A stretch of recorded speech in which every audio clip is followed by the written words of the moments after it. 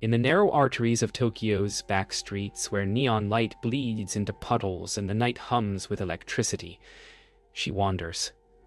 A stranger drawn by something unseen. The air smells faintly of rain and incense, the scent of forgotten offerings. Down an alley barely wide enough for two to pass, she sees him. A street vendor with no sign, no name, only a table of objects too quiet for the city around them. At its center sits a doll, its glass eyes clouded, its lips parted as if mid-breath. Something about it feels wrong, but her grief makes her reach for it anyway, as if the hollow in its chest could mirror her own. He had said something as she left, his voice nearly lost beneath the rain. Something that sounded like Ki Otsukede, take care. Yet when she turned, his mouth hadn't moved. That night, the words replayed in her head like an echo from another room.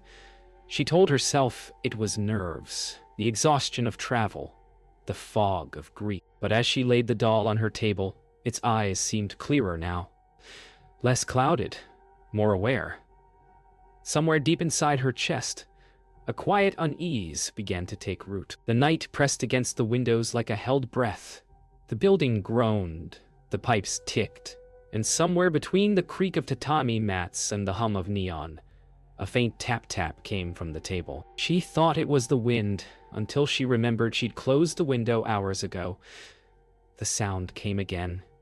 Deliberate, rhythmic, patient. When she turned on the light, the doll faced her, its body perfectly still, its head slightly angled toward her pillow. By morning, she'd convinced herself it hadn't happened, that her imagination primed by loneliness had betrayed her. But when she lifted the doll, she noticed something impossible. The head, once tilted right, now faced straight ahead. Dust disturbed around its base, as though it had shifted in the night. Her pulse quickened, yet she laughed. A sharp, hollow sound that didn't feel like hers. She set it back down and avoided its gaze for the rest of the day. That night, the whisper came. It wasn't words at first, just a rustle like paper breathing. Then, under the slow turning of the ceiling fan, a voice as soft as sleep murmured something close to her name. Though not quite, her body locked, caught between waking and paralysis. The doll sat in the corner, its eyes half lit by the passing glow of car lights. When the whisper came again, it was clearer. Mara? Then, silence. A silence so deep, it felt like the city itself had stopped to listen. The second night began differently, softer, slower, like the world was holding its breath. The tapping had stopped, replaced by a faint hum, almost a tune, something childlike and circular. She found herself humming it back without realizing, her voice barely audible above the rain. When she finally turned off the lamp, she saw the doll's reflection move before the doll itself. It wasn't the kind of fear that screamed. It was the kind that seeped in, patient and quiet, until she began to doubt the boundary between the real and the remembered. By morning, the melody still lingered, soft, circular, impossible to forget. She played it on her phone to a local friend, half laughing, half afraid, and Reiko's face went pale. The folklorist told her it was a Komori Uta, an old lullaby from Aomori, one used to soothe restless spirits of dead children. The words, Reiko explained, meant, "Don't cry, my little one. The night is long." Mara hadn't heard the words, but somehow she knew their shape. That was when she decided to learn who the doll had belonged to. That night, Mara couldn't shake the story. A girl from a northern village who died in a fire, her spirit clinging to a doll, given as comfort before her death. The idea was absurd, but so was everything else that had happened. As she searched online archives, she found an article dated 1972. Child's remains found clutching handmade doll. The photo was small and grainy, but the kimono was the same. Faded cranes, crimson sash. The face, untouched by time, stared out at her like a mirror from another life. Reiko came by the next morning, carrying something wrapped in white cloth. She placed it on the table and unfolded it. A small paper charm covered in red kanji. "If it moves again," she said, "put this on its chest." Her voice shook. "They do ninjyo kuyo at the shrines to release souls from dolls, but if the soul refuses, it stays hungry." Mara smiled weakly, pretending she didn't believe her. But later that night, she taped the charm over the doll's heart. By morning, the paper was gone. The scratches came the night after. At first, she thought it was just an itch. A mosquito bite? Nothing more. But when she turned on the light, thin red lines traced across her forearm, each too straight to be random. On the table, the doll faced her again, one arm slightly raised. She told herself she must have moved it in her sleep, though she couldn't imagine why. Then, in the silence between heartbeats, she heard it again, the hum of the lullaby, this time from inside her closet. Sleep became dangerous. Each time she drifted under, the sound of bare feet followed. Slow, deliberate, pacing the edge of her consciousness. When she woke, the room always looked the same, yet something small had changed. The doll's head turned toward the window. Her hair parted differently, the faint smell of smoke on the air. Mara started keeping lights on, but the shadows learned how to move with them. The boundary between night and dream eroded, until she no longer knew which version of her life the doll occupied, or if it was her life at all. She dreamed of a mirror that showed a child instead of her own face. The girl stood barefoot in ashes, clutching the same doll. Her eyes were soft, almost pleading, yet every time Mara tried to speak, her reflection smiled wider. When she woke, her voice felt foreign, as if she'd been whispering all night. She went to the bathroom and saw it clearly. The faint outline of a handprint across her throat, too small to be her own. The apartment's air was thick, metallic, alive with something she could almost name but didn't dare. Raiko's voice on the phone trembled. "Don't look at its eyes," she said. "Once you see yourself there, it can't let go." Mara wanted to laugh, to dismiss it as folklore. But the words clung to her, heavy and absolute. She covered the doll with a towel that night.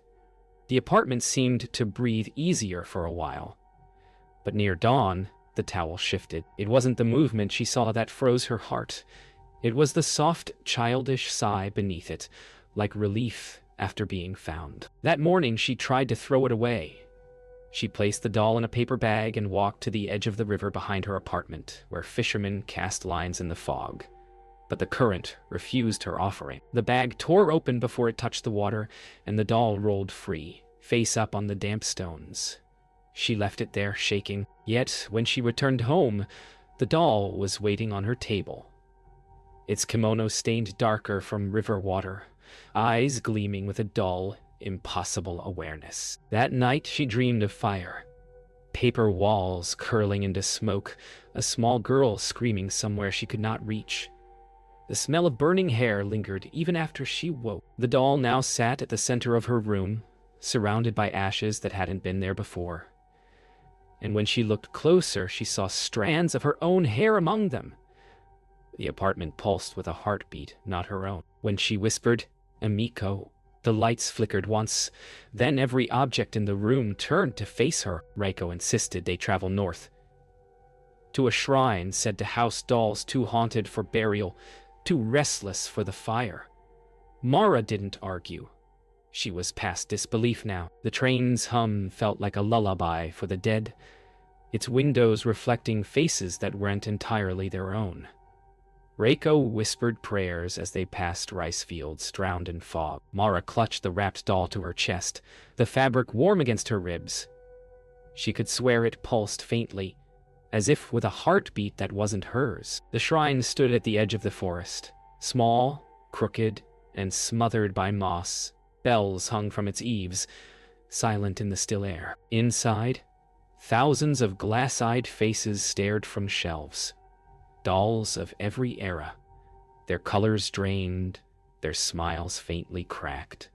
The monk greeted them without surprise, as if he'd been waiting. "It has chosen you," he said softly. his eyes never meeting Mara's. "You cannot return it now. Only witness." His breath smelled faintly of cedar and smoke, the same scent that clung to the doll. He refused to touch it. "Some spirits remember too much," the monk said. "This one remembers dying."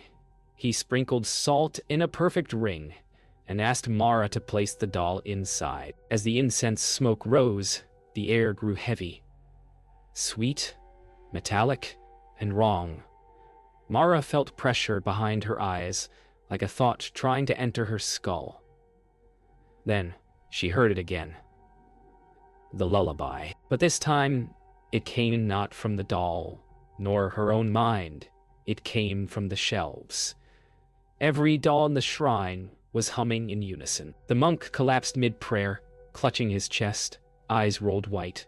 The salt circle broke as his hand fell across it. The smoke thickened, writhing like something alive, and Mara saw a child's form within.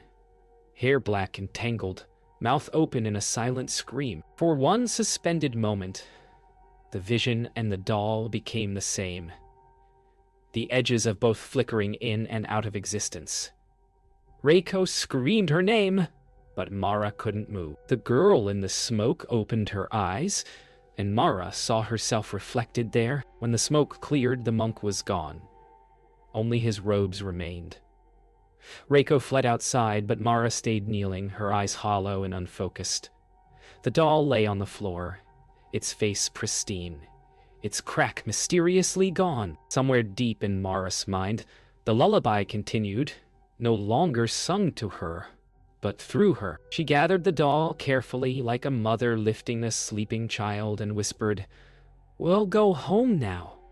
Outside, the wind picked up, and for the first time in days, the doll smiled. The train back to Tokyo felt colder. Reiko sat silent beside her, eyes red, refusing to look at the bundle on Mara's lap. The doll no longer felt like an object. It felt aware, its silence heavier than any sound. Mara tried to sleep, but every reflection in the window showed her holding something, breathing. When the intercom announced Shinjuku, Reiko whispered, "Don't go back there." Mara smiled faintly, her voice soft and unrecognizable. "It's not me it wants." The words chilled the air around them. Back in her apartment, Mara spoke less and listened more, though no one else was there. She left bowls of milk by the window and whispered apologies into the air. Sometimes she would wake standing, hands positioned in prayer, the doll sitting before her on the floor. Once, she found herself writing in Japanese, elegant and fluent, though she'd never learned the language. When she tried to read what she'd written, she understood anyway. She remembers the fire. She wants to stay. Reiko tried to intervene. She arrived unannounced, calling Mara's name, finding her sitting perfectly still in the center of the room. The doll sat across from her, their faces almost identical in expression. When Reiko begged her to let it go, Mara only tilted her head, the exact same way the doll did a second later. "It's lonely," she whispered. "She just wants to feel warm again." Reiko reached for the doll, but her hand stopped midair, frozen by a cold that burned to the bone. She stopped leaving the apartment. Days blurred into one long, unbroken whisper. Neighbors heard soft singing through the walls, a child's lullaby that ended mid-phrase every time someone listened closely. Mara no longer spoke English. Her voice, when it came, sounded younger. The mirror showed her face shifting, eyes darker, features subtly rearranging. Not enough to prove madness, but enough to know it was happening. At night, she could feel the doll's glass skin against hers, breathing in unison. When Reiko returned days later, the door was unlocked. The air was cold and still. The doll sat on the table, dressed in Mara's clothes, the same beige trench coat she'd worn the day they met. Beside it, strands of auburn hair rested in a folded cloth, tied neatly with red thread. On the far wall, written in graceful Japanese, were the words, "She is warm now." And from somewhere deep within the apartment came a soft, rhythmic sound, the the slow, steady beating of two hearts in perfect unison. The rain hadn't stopped in days. The air smelled of iron and old incense, and somewhere beneath that, of rot. Mara hadn't eaten, hadn't slept, yet she felt more awake than ever. When she looked in the mirror, she saw a child's eyes staring back, wide and calm, inside her own face. Then one night, through the slatted blinds, she saw him again, the vendor, standing under his same paper umbrella, the same cart beside him, as though no time had passed. His lips did not move, but she heard his voice clearly. "It is almost done." When she opened the door, the hallway stretched longer than it should have. The lights buzzed and flickered, and each step echoed too late, as though the sound were following her instead of leading. The vendor stood at the far end, his umbrella closed, his eyes fixed not on her, but on the bundle she carried. "You've carried her long enough," he said softly, "but she's not finished with you yet." Mara wanted to scream, but the sound that came out was laughter, high, childish, and not hers. He told her the truth in fragments, that the doll never belonged to one soul, but many. That every life it touched became part of its memory, woven into its silence. "It does not haunt," he said. "It preserves." The words felt wrong, yet right, echoing through her ribs as if spoken from within. He stepped closer, eyes unblinking. "It has chosen," he whispered, voice like silk, tearing. "Now you will remember too." And in that moment she knew the doll wasn't the vessel. She was. Her body began to fail. Slow, graceful, almost ceremonial. Skin cooling, eyes clouding. Her breath shallow and measured like a machine winding down. The doll sat before her, motionless, but she could feel its pulse through the floorboards. When she reached to touch it, her fingers bent stiffly, porcelain pale. "You want it to be remembered," the vendor murmured somewhere beyond the fog in her mind. She smiled weakly. "Now I will be." Then the last sound she heard was her own heartbeat fading into the doll's hollow chest. Raiko found the apartment 3 days later. The lights were off, but the candle on the table still burned. Mara was gone. On the floor sat the doll, dressed in her clothes, a beige trench coat, a crimson scarf, its hair now auburn. Its glass eyes shimmered faintly blue, reflecting the room's emptiness. Raiko's voice cracked as she whispered her friend's name. But the only answer came from the shadows. A faint hum, childlike, familiar. The lullaby started again, softer this time, sung in Mara's voice. Tokyo wakes beneath a thin veil of mist, indifferent to the missing woman whose name no one remembers to ask. The alley where it began lies unchanged, a pocket of silence between vending machines and shuttered shops. Somewhere within that silence, a soft hum begins, a lullaby fractured by time. The city exhales, and a figure appears where the vendor once stood. He hums the same tune, his cart the same shape. Only the eyes behind the stall are different now. Not milky with age, but pale and unblinking, like glass. When the first customer stops, a young woman with a traveler's backpack and curiosity too alive for her own good, she comments on the doll's beauty. "Old," he replies, voice calm, but hollow. "It remembers." She laughs nervously, not understanding. The hum of the city muffles as she reaches forward. The air grows colder, tighter. Somewhere beneath the noise of passing cars, a faint voice whispers, not warning, not pleading, but welcoming. When she lifts the doll, its weight surprises her. Heavier than porcelain should be, warm like living skin. "It's beautiful," she murmurs, unaware that her voice trembles. The vendor nods slowly. "It shows you," he says. And though the words are soft, they echo too long. She hesitates, sensing something beneath the calm surface, but curiosity wins, as it always does. The doll's head turns a fraction, its lips parting ever so slightly, a breath of air escaping porcelain lungs. That night, A light burns in a small hotel room on the city's edge. The woman unpacks her purchase, sets the doll beside the window, and whispers to herself that it feels alive. The city hum fades beneath the slow pulse of the ceiling fan. When she lies down, the doll's shadow elongates across the floor, stretching toward her bed. The whisper returns, faint, curious, and undeniably human, her name spoken with an accent that isn't hers. By dawn, the cart is gone. Only the sound of footsteps remains, soft, rhythmic, moving farther into the waking city. On the hotel table sits the doll, eyes bright and knowing. Somewhere deep inside, a voice hums the lullaby once more, joined this time by another, higher, softer, foreign, and far away in a shuttered alley that no longer exists on any map. The wind carries two words across the city's sleeping rooftops. She remembers.